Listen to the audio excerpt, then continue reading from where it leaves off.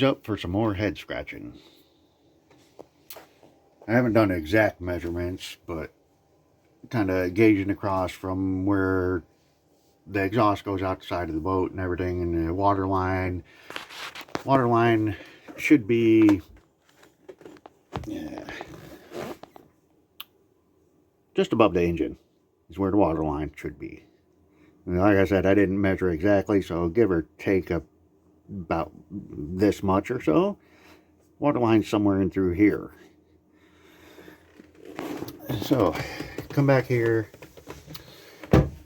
We've got raw water pump, pumps water in, comes up here, goes to the heat exchanger, comes out of the heat exchanger, goes up, up through here, back through this mess, back down, and then there's my hand, and into the exhaust elbow. Exhaust goes down. Here's the muffler. Muffler comes up here, higher than the water line like it should, then back down, and then proceeds up forward and out through the through hole. Now I'm trying to get a good angle where you can see this. So this is your raw water after the heat exchanger. There's a hose and a fitting here that connects to the exhaust elbow. I'm not sure, maybe they prevent, I don't know. The other thing is, if you come up, you've got this fitting here. This hose down, up, does a loop up here, comes back down,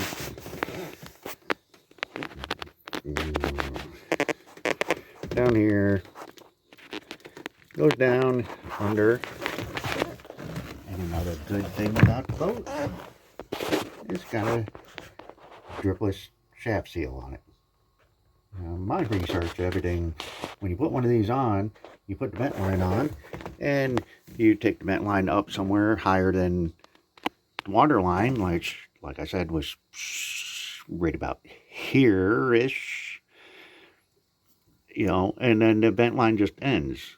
So I'm not sure why the vent line is teed into the raw water after the heat exchanger.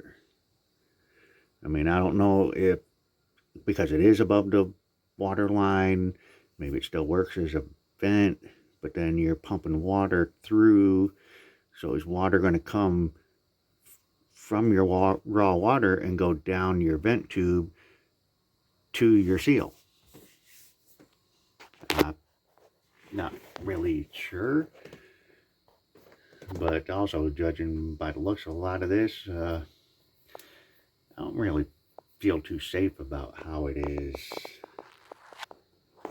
The rust and only having single clamps on it, and I don't know. But like I said, I don't know, maybe does your, I don't know, I have to check into that. Does your raw water, once it leaves the heat exchanger, does it have to come up and do a loop before it goes down to the exhaust elbow?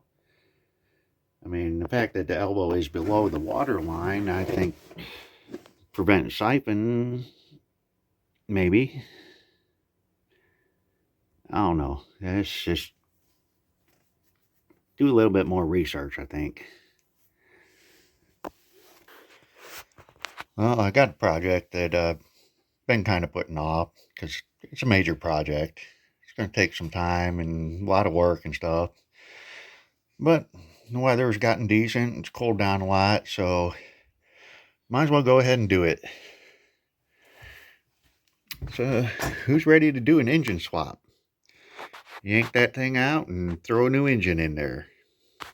Let's have some fun. Well, I got the engine installed. Well, most of the way. So my battery died on my camera, so, you know, and the SD card was corrupt. And my dog ate my homework.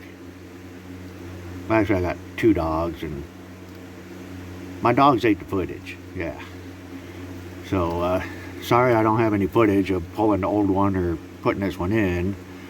But got a little bit to go. Still got to do the alternator, hook up a couple of lines up here, you know, water lines and that, and you know, then it should be done. But yeah, I did new engine in a can. Remember, I'm on a budget, a really small budget, so I just wanted to get painted. And yeah, I painted the pulleys and everything, but I plan on putting the old belts back on until I wear the paint off of the pulleys before I put new belts on. So if anybody says anything about, oh, that paint's going to make your belt slip, I already got a plan for that. And I think it looks a lot better than all that rust that used to be sitting here. So I'm happy. Okay. Engine is cast iron. Water pump's cast iron. You know, got a couple big heavy duty pieces on here. You know, all the pulleys are good thick steel. All this stuff is rusted, but I'm not concerned about it rusting through. Not in my lifetime anyways. But up on top here, there is a coolant line that goes from here back to the heat exchanger that's thin metal. So I want to make sure there's no rust on that. And then you come over here, you got your fuel lines and things like that that are thin metal and can rust through, and you definitely don't want those rusting through. I mean, at least up here, this coolant line, if it does get a hole in it or whatever, if I got a spare piece of hose, I can run a hose from here back to the heat exchanger, and it's no big deal. It could be going again. But them fuel lines over there, if you get one of those that rust through, you're pretty much done until you can get a fuel line, because you can't just make one out of spare parts that you have or put a hose on it or anything like that. So I know it'd be a lot better if I sandblasted it and got all fancy like that, but here in the boat, especially where I'm at, I've got one extension cord, and that won't run my air compressor. Not even my small air compressor. So I didn't bring the sandblaster from home. I'm just making it better than it was, and hopefully preventing some of the important stuff from rusting through. And I got tired of looking at how crappy that thing looks with all the rust on it. Just one of them things that was kind of bugging me.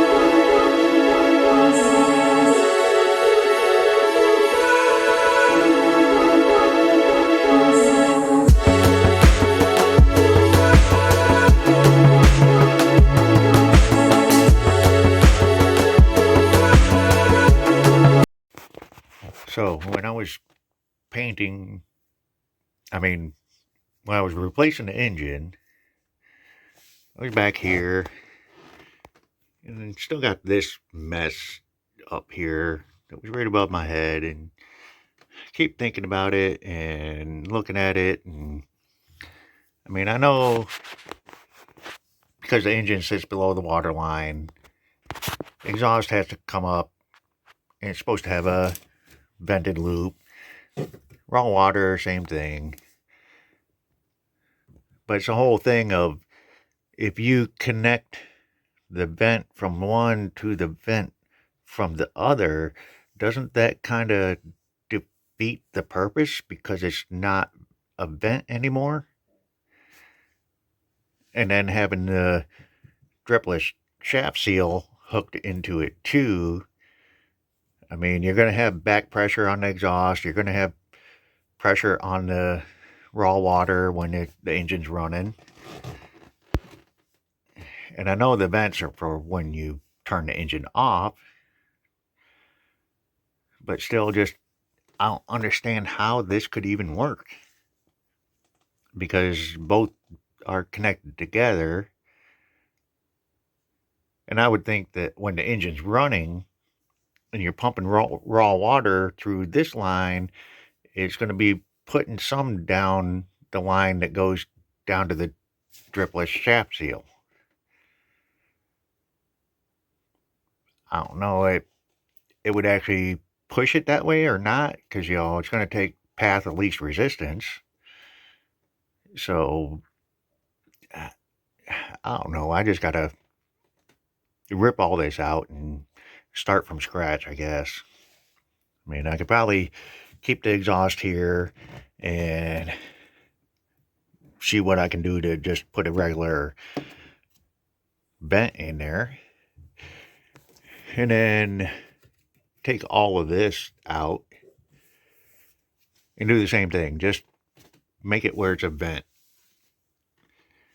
And then this line here that goes to the dripless shaft seal, I'll probably just unhook from here and run it up farther somewhere, I don't know, up to the